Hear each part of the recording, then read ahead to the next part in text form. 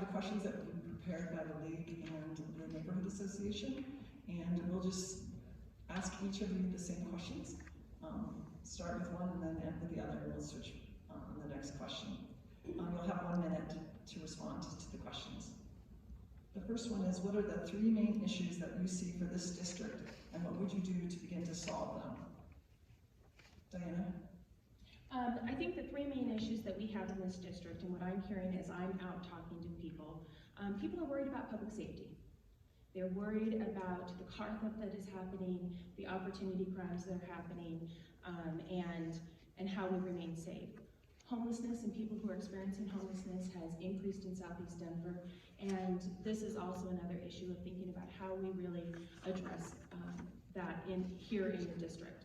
I think our final issue is also related to the growth that we have.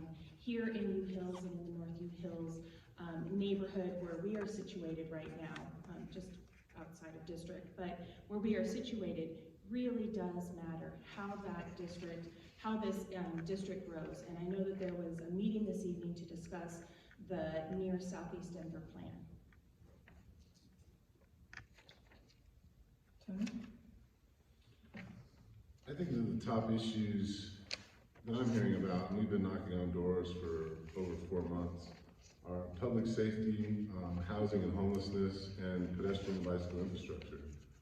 I think that the way that we approach those issues, and really all issues, are looking at them through a public health perspective, a public health lens. Our homelessness crisis needs to be rooted in solutions around mental health treatment, substance misuse treatment, and being sure that we have permanent supportive housing with wraparound services. Our pedestrian and bicycle infrastructure and our public safety are also very important issues. And I think we need to frame it in the 15-minute neighborhood concept, which means all the amenities that we need are within a 15-minute bicycle ride or walk from our home. And I think creating truly connected communities, along with working with public safety officials, is the way to impact public safety in our neighborhoods. Thank you. District 4 is home to a large population of senior citizens. What are your ideas for improving outreach to seniors and then helping them find resources? Tony, do you want to start with that one? Yeah, this one hits home. My parents are in their 80s and they live in Southeast Denver, and through COVID they had multiple surgeries and so forth. And so my family's had to really navigate the healthcare system through COVID and what it looks like for my parents to age gracefully in place and be sure that their housing needs are adequate for their current physical needs. I think that one thing that we need to do is really do good community outreach to identify those in our community that need help. There's a lot of studies that show that when we have connected communities and we have intergenerational connections and people on their block know each other, it impacts our healthcare system in a positive way because we're helping each other clean gutters and shovel sidewalks and so forth. I also would like to increase financial services for folks who need help with paying utilities and rental assistance. I think that most communities, the true health of most communities, can be judged by how we treat our elders and our children, and being sure that our elders can age gracefully in place if they so choose is definitely a high priority for me personally and my family, but a lot of residents in Southeast Denver. Diana? Yeah, also, this one reaches me and very close and near and dear to my heart. My mom still lives in the house that I grew up in, and it's a tri-level, and on a daily basis we are working to make sure that she is able to age in place with dignity. And I think that there are resources that we have throughout the city with our Department of Aging to bring more resources to Southeast Denver. I think Councilwoman Black has done a tremendous job of reaching out to seniors, engaging them not only in voice in community efforts, but also there has been this great, holiday luncheon that happens where people from all over the district get to come, together and celebrate. And I would like to be able to continue that kind of engagement as well.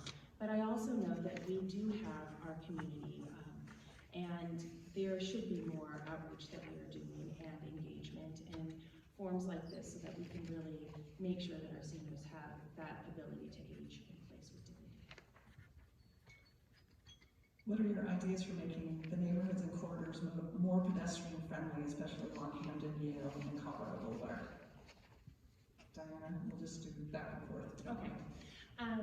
I think that goodness gracious.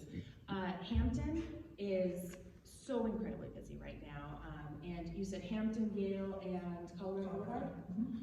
Yeah, it's not walkable, and it hasn't been walkable from the time that I was little, and it's gotten even more crazy where we have so much traffic. And I would actually add Yale to that. When I was little, I was actually hit by a car, and I was afraid. This was a time when I was afraid to tell my parents that I got hit by a car trying to cross Yale over by Bible Park.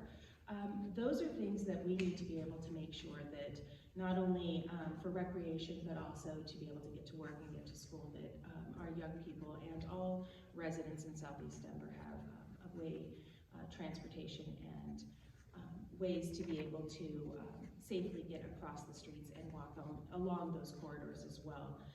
It's not an easy solution, but I think that it's one that we can definitely tackle, and it's going to take some infrastructure changes.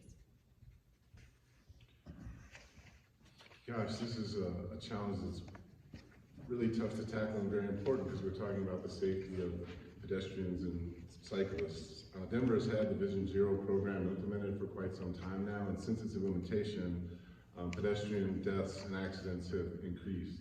I think when we talk about taking more cars off the street and having cars go at slower speeds, a lot of that is rooted into like what a comprehensive 15-minute neighborhood looks like. If all the amenities that someone needs are within a 15-minute walk or bike ride from their home, the odds of them needing a car and getting on Hamden or some of these major arteries are less. I think we've got to have great, safe, protected bike lanes and pedestrian infrastructure that leads to the first and last mile of connectivity to public transportation. And we've got to stop thinking about transportation just thinking about cars. We've got to think about mobility. How do our children get around? How do our elders get around? Those that are disabled in wheelchairs and so forth. And start there and work our way out so that we have slower speeds and a lot more traffic calming devices in Southeast Denver. How would you address the shortage of affordable housing, one of Denver's most serious challenges? What can be done to boost the stock of workforce housing? Tony, I'm gonna go with that one first. Yeah, I think that the first thing that we need to do is protect our existing affordable housing stock. Take full inventory of existing affordable housing. Some of that affordable housing after years is sunsetted and we lose it to the open market. There's been history in Denver of not keeping track of some affordable housing units that we already have. I think that we need to take a full inventory of all city-owned land and assets and ideally partner with Denver Public Schools and RTD so that we're using our public land and our public spaces to bring workforce housing, especially for teachers and close to our schools.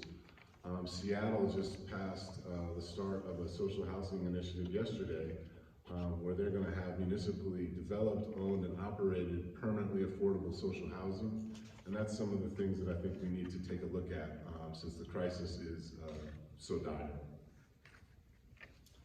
We're having a little trouble with the sound, so let me make sure that we can get the Zoom sound back on. Andrew, are you able to get to work on the sound? There's a notification on the screen about unmuting it. I don't know if that has anything to do with it.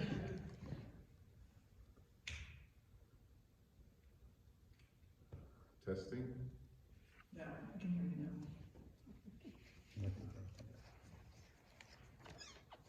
I think we're back Your on. question was about affordable housing. Yes, We do do you want to maintain read it? it. I'll read it again if you Sure, like. yeah. How would you address the shortage of affordable housing, one of Denver's most serious challenges? Auxiliary question is what can be done to boost the stock of workforce housing, sorry. Right. I mean, I think that as we start to think about housing, and we desperately need more affordable housing. We need more housing in general. The number of people that we have here in our city, we just do not have enough stock. And so this is something that as we start to build and as we think about our spaces, that needs to be brought into consideration for putting affordable housing and having affordable housing in our new builds. There are a variety of ways that we can solve this. I don't think that any one council person can do this alone. I think that it's going to take multiple people coming together to be able to agree on how we do it. But we definitely know that we can look at the existing builds that we have, that we look at existing stock that we have and that we continue to grow it and with intentionality. I agree that there needs to be monitoring of those spaces that are affordable, but we can't wait. We do need to have more affordable housing in and throughout the entire city. Thank you. This is an upbeat one. What are the 3 best things about this district? I'm sorry, I get the 3 best things. There's so many. I think the Highline Trail. The Highline Trail is a favorite of mine. Again, I grew up across from Bible Park. It's the trail that reminds me of my dad.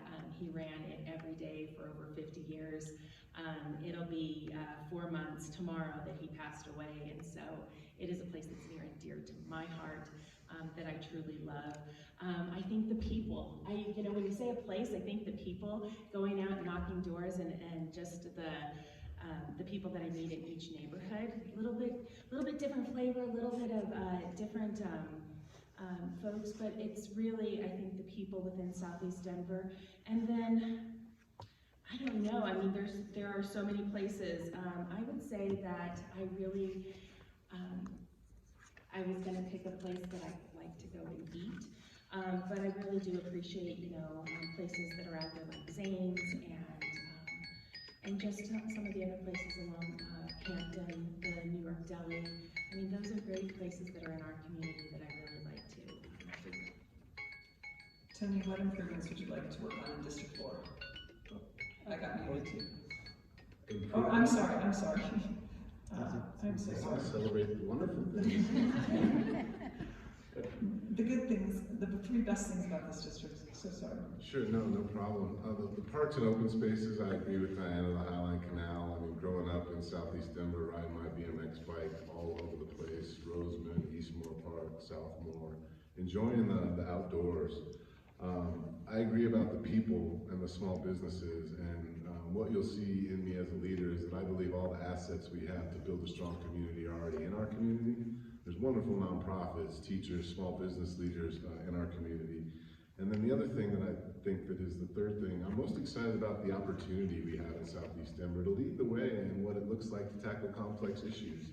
We have the opportunity to bring people together, people that have been in their homes their entire lives, and blend that with the rich energy of people that are moving here, young folks with children. And so I think that during times of a lot of change, like this election, are the greatest times of opportunity. And so I'm really excited to see Southeast Denver lead the way in a number of different areas. Okay, I'm on it again. What would you tell someone moving to CD4 about the quality of schools in the district? I would tell folks who are inquiring about the quality schools in the district, if they were able and had time to go visit the schools in the district. I think that we live in a time where there's a lot of polarization around education and a lot of different issues.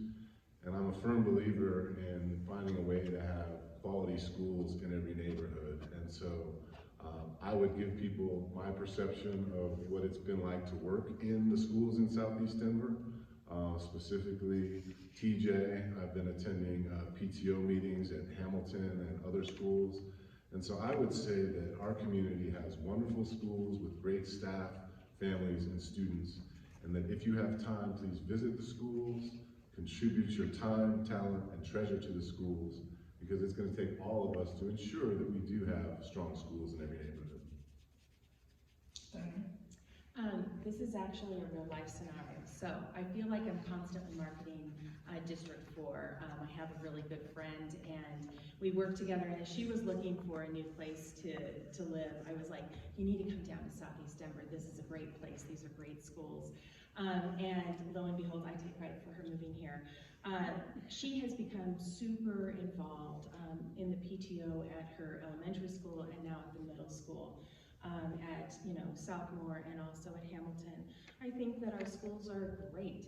I was part of the having Shoemaker Elementary come, the design that went into Shoemaker, the naming of Shoemaker. That was a process that I was able to participate in, and I'm really proud of the work that we did to pull that together. I think our schools are great. We have wonderful teachers, and we really have some strong schools. My son's experience at Hamilton was fantastic. And so I couldn't promote, who we are and where we are in Southeast Denver. Thank you. Diana, what qualifications do you have that prepares you for this job? Yeah, that's a great question. I have a lifetime of innovation. Again, after I came back from the Peace Corps, I've worked in the nonprofit field. I've worked working at agencies that you have to collaborate not only with the city, but with other nonprofits, with thinking about what that means at the state level. I've done a lot of program development. I have thought about and have led and have worked within, with businesses and industry partners throughout my entire career, through Mile High United Way, at the Children's Campaign, doing advocacy work, developing a statewide program, but currently leading a nonprofit organization has really, I think, grounded me in the need that we have to be able to pull people together, to be able to make decisions, to be able to lean in when things are hard, to be able to complete projects, and also to be able to think about how you bring families and think about families and children first. I think I bring a really unique skill set because it's a blend of my experience in the business sector, my experience in the nonprofit sector, and my experience in the education sector. And my approach to solving problems has always been around proximity, especially in my work. I've been on the ground, in schools, in communities, closest to the people that I'm trying to impact. Through the 3 ballot initiatives that I've led that have been successful, I've worked with all of the city council members. I know there's going to be 5 new city council members, but those that do win re-election, I've worked closely with them. And a big part of this election and why it's so important is we've got to have a functioning city council of at least 7 city council members so that we can have true checks and balances in our city government. I've built many coalitions, managed budgets, hired staff in all 3 different sectors. And I think my qualifications are well suited for this position, and I look forward to representing Southeast Denver on Denver City Council. Tony, what improvements would you like to work on in District 4? We got to that one. Sure. Improvements that I'd like to work on in District 4, I think that stems from the issues that I've been hearing about when I knock doors. We've got to be sure that seniors have the ability to age gracefully in place. We've got to create safe, connected, vibrant communities that have protected bike lanes and pedestrian bicycle infrastructure. We've really got to work on improving, again, I go back to the 15-minute neighborhood concept. What amenities can we be sure they're in every neighborhood so that we're creating community connections and ensuring that we're impacting our environment because people are driving less. And then my general philosophy is start small, start where you are, and start with what you have. And that's what I love about this district race, is block by block, neighborhood by neighborhood, we can impact some of the most complex issues by making strong community connections. And then we can have city council members implementing policy that impact the broad district. And so I look forward to creating a more connected, sustainable, vibrant, and safe Southeast Denver. Diana? Improvements in District 4. Improvements in District 4. I'll be honest with you, and you all have probably seen, we have homeless encampments that have gone between Hampton and Yale, along the bike path, underneath the underpass. And it's growing, and there needs to be something that we do about it, and it needs to be addressed. I think it's inhumane for us to continue to let people live outside. And especially think about this on a cold and snowy night, this isn't a solution. So I think that we really need to address the homelessness encampments that we have and do it in a humane way. In addition, I think there are a number of projects that we need to see completed and finished. I'm going to mention the North-Southeast plan. There are zoning issues and growth that's happening and built, and we need to ensure that the neighbors and the development that comes together is holistic and that it's brought together in a way that is productive for everyone.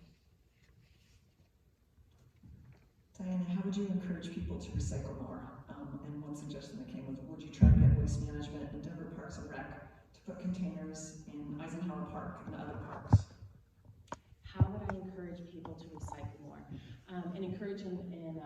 the parks? Yeah, that'd be great. I have to tell you, part of the recycle, I also keep it in mind with the composting.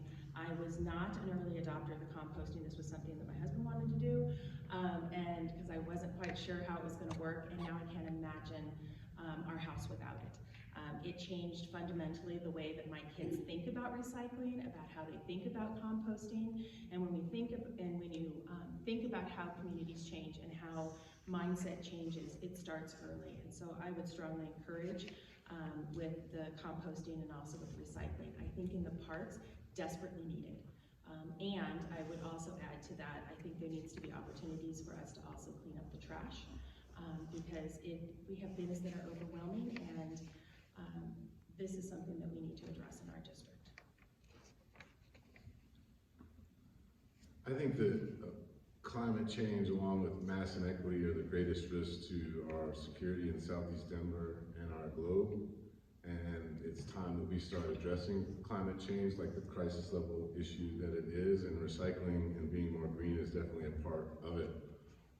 I would start by walking the talk and sharing my story about how me and my wife and my family are recycling and the impact that it's made on us and the planet. I think advocacy and awareness is a big deal, in getting data out there about the impact of recycling.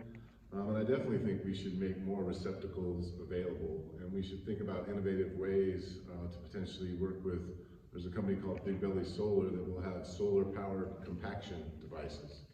So that we're also recycling and compacting things and then not having trucks come by to check empty recycling bins. And so I think there's a lot of things that we can do to encourage more recycling, and I look forward to leading the way in Southeast Denver.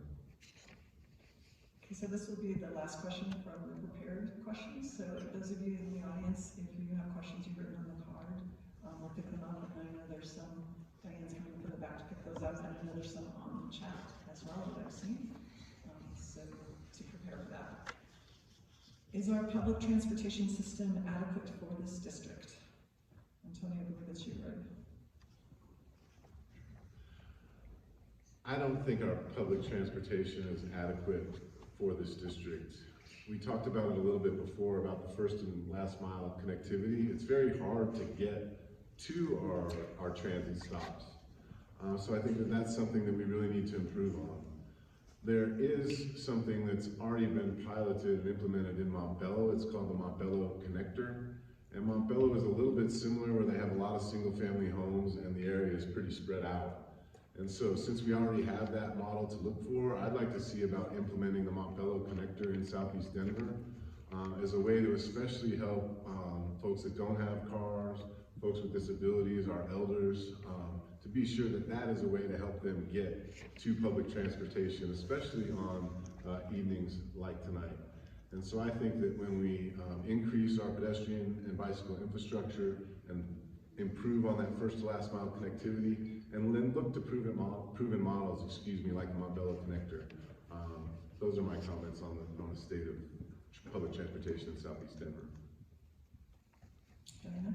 I think that public transportation, I think it's two things. One, we have 4 light rail stations that run through our district. And there are concerns of people being able to access the light rail and then feel safe once they're riding it. And I think we need to be able to address that and passage for people to be able to get to work, to get to events, and to feel safe doing that. I know that there are a lot of issues in Southmore as well for going underneath the bridge and over, and so we need to be able to address those safety issues. I think the second one is we have a number of students, and again, partnership is always the key with Denver Public Schools, but we have a number of students who every morning are waiting out on Hampton and Monaco.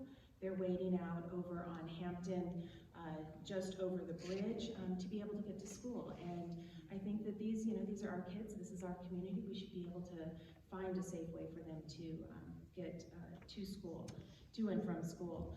I agree the Montbello Connector is a great resource. With the program that I run, we have many families that access that. And so thinking about how we can do that for Southeast Denver is key. Thank you.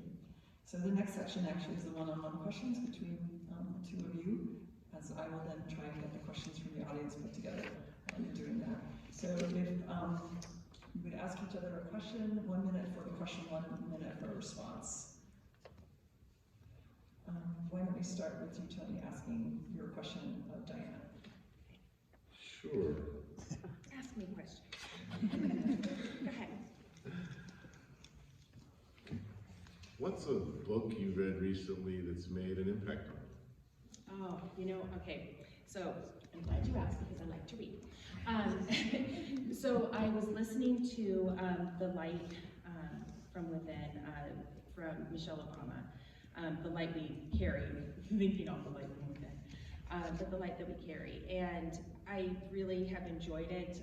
I think it's inspirational. I think that it's a book that a friend shared with me and that I have also passed on to others. Your turn, Diana. Okay, so this is a fun one. I've been thinking about this.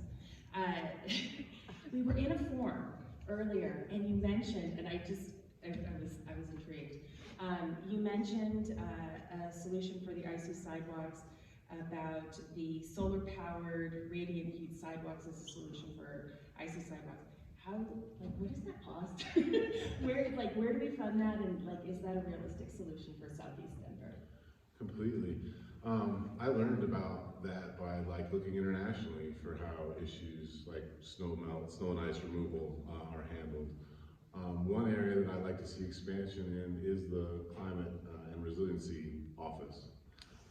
Regarding costs, the first thing that I would do regarding implementing a solution like that or anything else would be looking at doing a complete audit of the existing city budget and being sure that we are as efficient as possible, being sure that we are a steward of good taxpayer dollars, being sure that we're reducing settlements. And I bet that if we do that, we'll find more funds to implement solutions like that. And I think that there's a lot of innovation coming where you can actually have power storage in different places than you're actually getting the solar energy from. And I think that with the sidewalk initiative, we've got a real opportunity to maybe look at that and the funds that come in. We just passed that. There's going to be considerable funds that come in, and I'd like to look for innovative ways to be sure our sidewalks are safe. Okay, round 2 of the questions, Tony, for Diana. What is a project from a comparable city like Denver that you would like to see implemented in Denver? What is a project? Project or program that addresses issues we're facing here that is maybe happening somewhere else? I would actually go back to a project that did get brought to Denver. I don't know if you've heard of the 5x5 project, and it was kind of a catalyst for us to get the My Denver card. 5x5 was 5 cultural experiences for children under the age of 5, and that really, I think, changed and transformed early childhood engagement with cultural facilities all throughout the city. It engaged the museums and so forth, and it was something that was not only rolled out for everybody. It was a universal program. That was a catalyst into, I think, my Denver card, which also allowed all of our young people under the age of 18 to have access to the rec centers. And I know that having safe spaces for young people and access and having that portal in is just, it's a game changer. And it's not only a game changer for them, but for their families. To add to that, I think that in Denver, or in Southeast Denver, we have, Eisenhower Rec Center. And that's our only rec center, and it would be nice to be able to expand that to either another rec center or to expand what we currently have. Last question, Diana, to Tony. Oh, okay. Let me see. We have, let's see. So one of the things that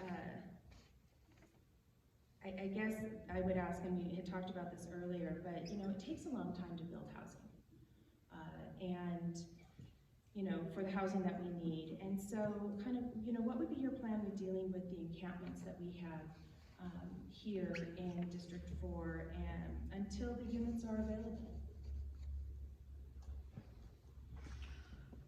Yeah, I think that one thing that we need to do is think about ways that we can cut down on the lead time of building housing, and so that we're not necessarily focused on stopgap solutions like our homeless encampments, although the stopgap solutions are extremely important. I think that there are ways to look at our infrastructure that already have stormwater, electricity, and so forth, that infrastructure already built, and look to those places to quickly build affordable housing. In the meantime, we've got to have the conversations about the stopgap solutions around safe open spaces, safe parking sites. I know there's been conversations in Southeast Denver about how to do that. And while we do that, we've got to put public safety first, for sure, to be sure that there aren't serious public and health safety issues in our encampments.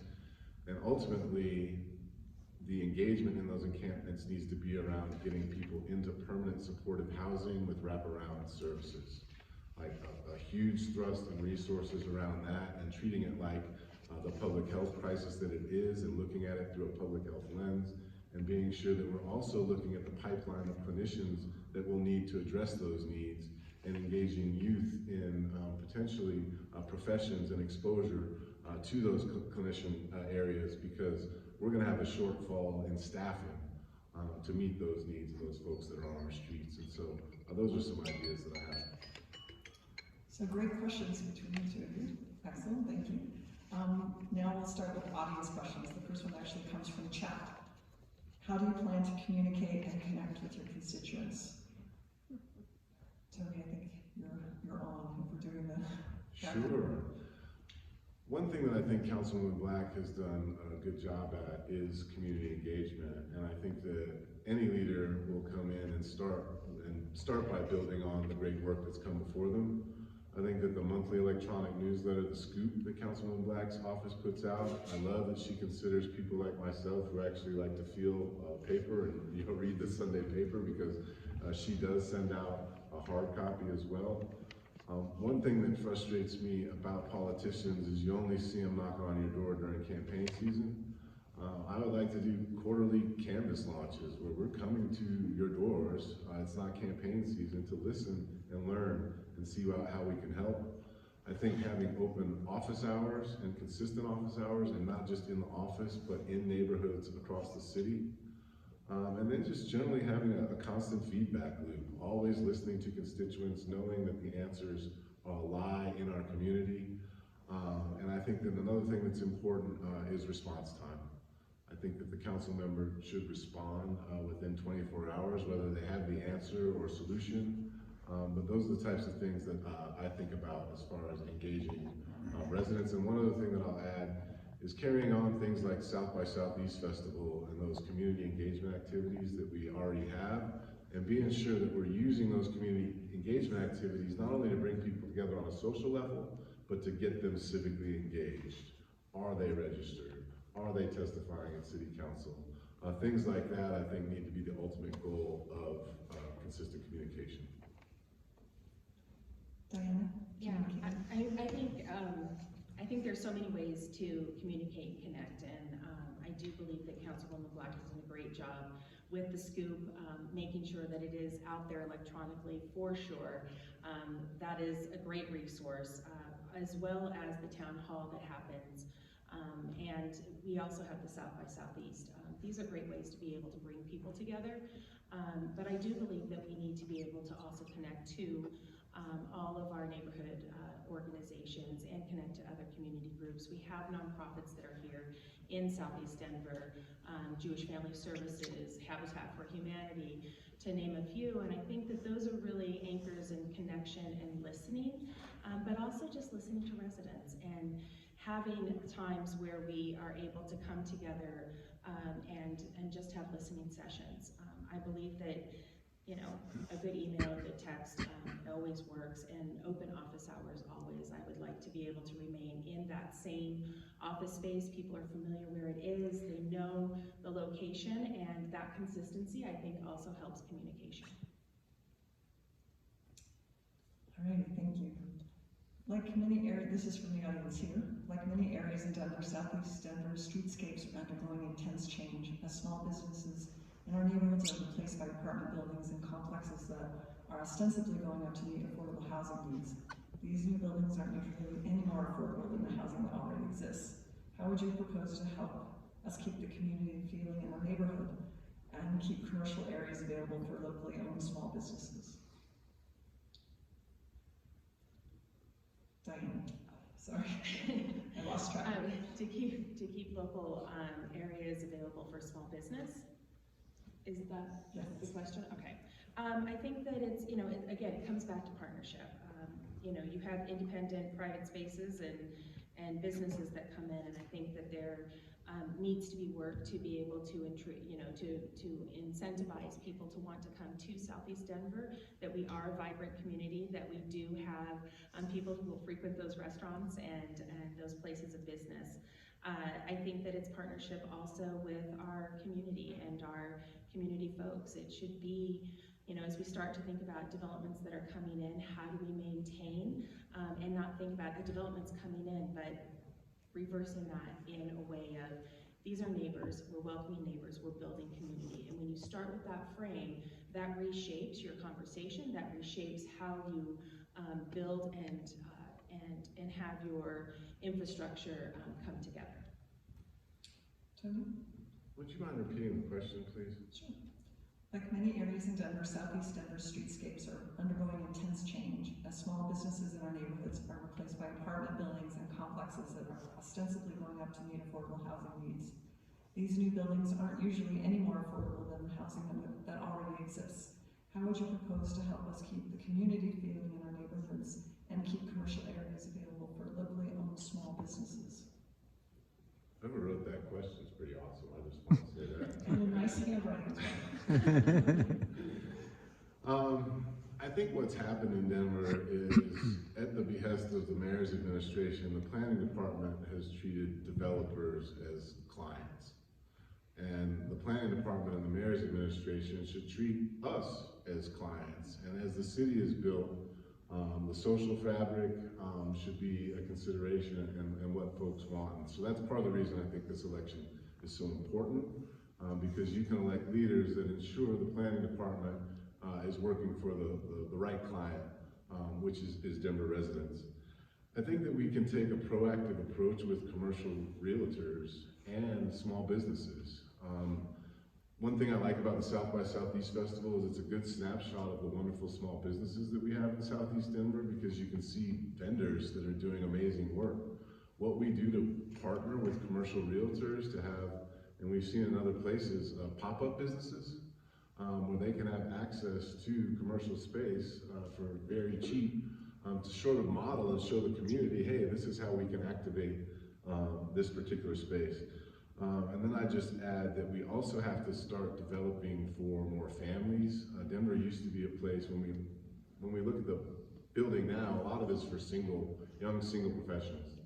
We need to be sure, again, that if the planning department is treating the residents as clients, that we're building housing for all different income levels and for all different types of people, so that families can be sure that they have the ability to live in Southeast Denver. And so I think that strong partnership with the Department of Economic Development, taking a proactive approach with commercial realtors, working with the existing small businesses and being sure that they have the resources and the spaces that they need, will really help us ensure that we've got the unique commercial and vibrant spaces that we all want in Southeast Denver. So this is from the chat. With the new tax to upgrade the sidewalks, how do you plan to advocate prioritization of our neighborhoods? Tony, I'll get this one first. With the new tax for sidewalks, how do I plan to advocate prioritization for Southeast Denver neighborhoods? I think that there's a tremendous opportunity in passing the recent sidewalk funds, but there hasn't been equity. Especially in Southeast Denver, I've been knocking on a lot of doors, and there's a lot of people, especially on fixed incomes, who have perfectly good sidewalks, and they might even live on a corner or a peninsula. And so, as you all know, it's based on square footage of sidewalks, and so there's some inequity issues there. There's already been a citywide sidewalk inventory done, that shows citywide who needs sidewalks and where, especially when there are none. And so I think that we need to look at that existing data and find out, who needs what and where. And as the money comes in, be sure that we're getting sidewalks in places that there are none. But if there are people that are disproportionately impacted by fees and it's not going to benefit them in Southeast Denver, I think we potentially need to look at changing the structure of those fees, and so that it's done a lot more equitably. Diana? Yeah, I mean, I support sidewalks, and I think that it's not a great deal for Southeast Denver as far as how the formula is set up right now. The fees that you would have for somebody who lives on a corner are between $1,000 to $1,500.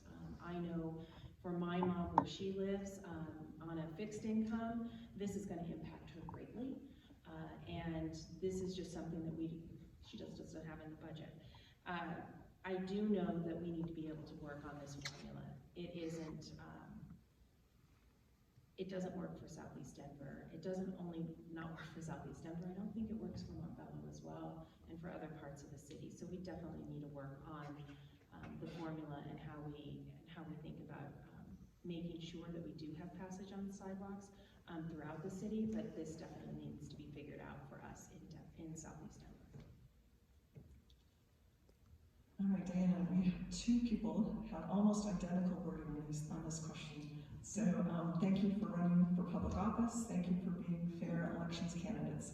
Please tell us why you decided to be a fair elections candidate and how doing so has affected this campaign in comparison to past campaigns. Why I decided to be a fair election candidate is because, those funds are there.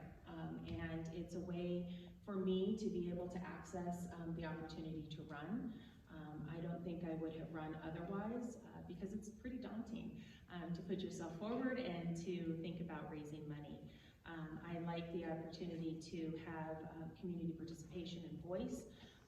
I know that we're the first, I guess you would say, cohort of candidates to go through the Fair Election Fund process.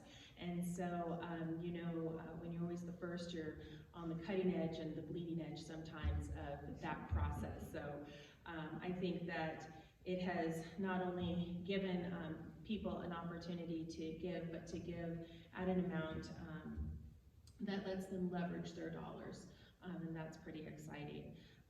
I think that there are also levels of accountability that come with it, and that's why I'm participating in the Fair Election Fund. Fair elections. Yeah, I was one of the 5 people to start working on this in 2018, and we called it Democracy for the People for a reason, and we modeled it after the successful program in New York. And what they showed in New York was that when you have a program like this where candidates aren't taking any PAC money, they aren't taking any corporate money, and you have a public match from Denver residents, it drives candidates to talk to the people that they need to be talking to most. Evidence showed that people from lower income neighborhoods and communities of color were more apt to give because their $5 turned to 50, so they felt vested. There was data around those same people volunteering on campaigns and then actually turning out to vote. That's why we called it Democracy for the People, because getting special interest money out of politics, getting dark money out of politics, and getting everyday candidates and candidates of color, women of color, stepping up to the plate like Diana mentioned to run is very, very important. I'm proud to be a Fair Elections Fund candidate. I hope more cities across the country implement the model. For me, it's a way to take on Citizens United at a hyper-local level and a way to show that all politics are local and some of the most complex issues can be solved at the grassroots level, working up. And so I'm proud to be a Fair Elections Fund candidate, and I think it's going to transform democracy in the city of Denver. So we're probably not going to get through all the questions, so I have one from chat and one from the audience here that I'm going to combine. There are 2 ends of the spectrum. On chat, they were asking me for ideas about youth programs, and then from the audience, we need a senior center. Do you agree to work for one? Can you say the question again? It just went out. Sure. What ideas do you have to add youth programs? And we need a senior center. Do you agree to work for one? Who's first? I I forgot. think you are, Tony. Okay, thank No, you. I'm writing it down over here. Work for living track. Right. I mean, I've been highly involved in education and youth leadership development for many years, and I truly believe that youth aren't the leaders of tomorrow, they're the leaders of today. And a lot of our job as adults is to get out of the way and provide the youth with the resources they need and give them the training to advocate for themselves, give them the social emotional intelligence support that they need. If elected, I'd like to have a youth leadership development and engagement arm of the council office. And I think that that could be, after working with students at TJ, I mean high school and middle school level, but there's no saying that people in elementary school, kids in elementary school can't shape their communities as well. So that's something that I would implement immediately. And I think giving youth opportunities to succeed, from entrepreneurial ideas to what it looks like to be college and career ready.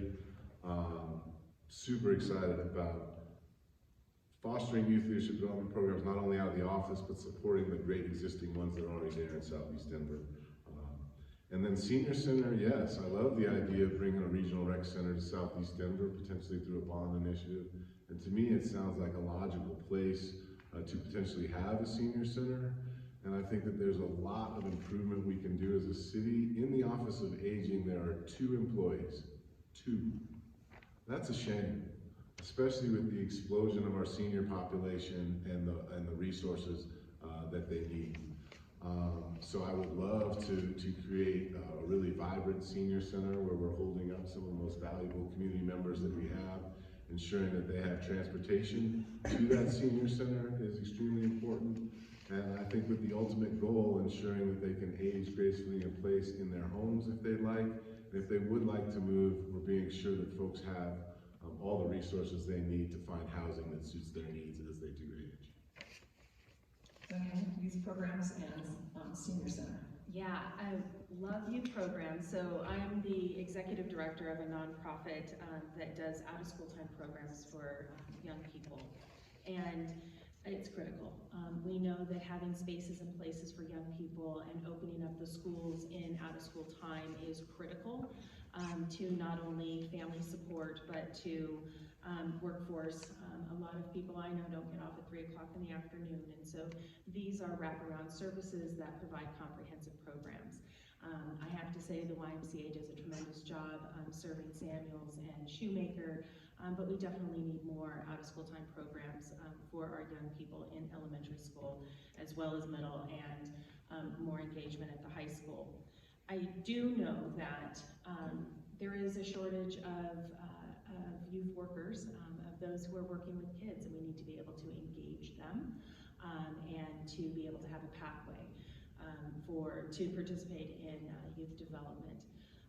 Youth voice and choice is definitely something that I am an advocate for, and I think that that's part of the civic engagement that we have here in Southeast Denver. I'm going to put one other point into it. I think from a high school perspective, that pathway into apprenticeship programs, that pathway into post-secondary programs that allow for job and job readiness, whether it be one of the trades, there are multiple pathways for young people. As far as a senior center, I love that. My mother would love that. I also know that there are a lot of really great activities that are happening right now at Eisenhower. So I think expanding that and creating spaces, again, maybe in the same way that we open up the schools, that we can also have our Silver Sneakers programs within our schools in Southeast Denver. I know that there are, you have Choose and the 24-hour fitness that Silver Sneakers can participate in, but how do we start to expand those throughout the district? Unfortunately, we are not going to get to all the questions from the audience, but thank you for answering those. And for those of you that are here, there is the meet and greet after we finish here. So now we've come to the place where you both do your closing remarks.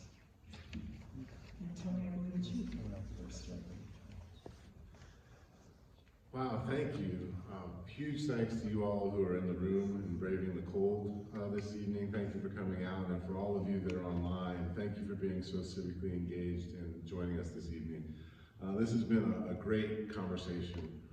Part of the reason that I'm running is to increase the level of discourse along the campaign trail and be sure we're having the right conversations and that we're talking about issues that are important and specific to Southeast Denver residents. And that's what makes conversations like this so great, is it's been, for me, centered around what I'm hearing in the community. We've knocked on thousands of doors and we're hearing about these issues, and I'm really looking forward to co-governing with the community as the next city council person. I have sort of a unique perspective because my parents are in their 80s and I've got a 14-month-old son. And so I'm looking at things through the lens of what it's like to raise a young child and what it's like to support my parents as they age gracefully. And I'm really interested in Southeast Denver leading the way and improving the quality of life for our seniors, our children, and everyone in between. Who you all vote for matters. It really matters. This is a critical election, arguably the most important election in recent Denver history. I encourage you to please stay engaged, get your neighbors engaged, get them out to vote. My name is Tony Pigford, and I hope to be your next Denver City Council person in District 4. Please visit pigfordfordenver.com to learn more about our campaign and all the ways you can plug in and volunteer. Ballots will be mailed March 13th, and I sure hope to earn your support and vote. Thank you so much for coming tonight, and please drive safe. Diana? Great, thank you. And thank you all for coming out tonight. Thank you for hosting. This is one of those requirements for the Fair Election Fund, so I really appreciate that we've had this opportunity this evening. I feel like we have an opportunity. We have an opportunity to have a Southeast Denver voice, and a Southeast Denver voice that's collaborative. I'm a person who listens. I have executive experience leading organizations through change. I am often tossed into situations throughout my career when things are tough or in chaos, and have been put in positions where I have been bringing people together to find solutions. I feel like we are at a time in our city that we don't need to be operating in chaos or being reactive. We need to be proactive about our solutions. I've had consistent civic engagement my entire life here in Southeast Denver. I think one of the exciting things that I've really enjoyed knocking on doors and talking to people is it's not just the experiences that I've had and the traditions that we have had in the past, but that we're also looking forward to the future and our new neighbors and new traditions and growing our community. I think that I have deep knowledge also of the diversity of our community throughout all of Southeast Denver. I understand and appreciate the child care needs that we have, the out-of-school time needs that we have, the needs that our seniors need to be connected. I really feel like this is a time when I'm ready to step forward. This is a time that I'm ready to work with our entire community, and I feel like I'm the right person to move that forward. My name is Diana Romero Campbell, and you can find me at dianafordenver.com, and I hope to be your next City Councilwoman for District 4. Thank you. So we'd like to thank the candidates for participating in this forum so that electors are better able to make a choice on April 4th. Thanks to all of you who come out in person and joined us on Zoom. Don't forget to vote.